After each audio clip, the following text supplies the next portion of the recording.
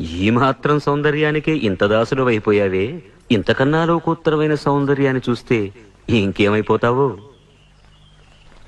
ఇంతకన్నా సౌందర్యమా?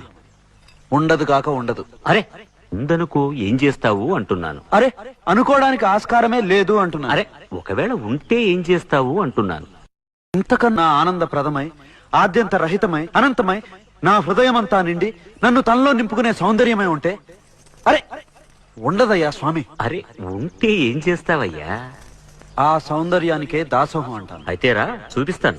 పద చూస్తాను.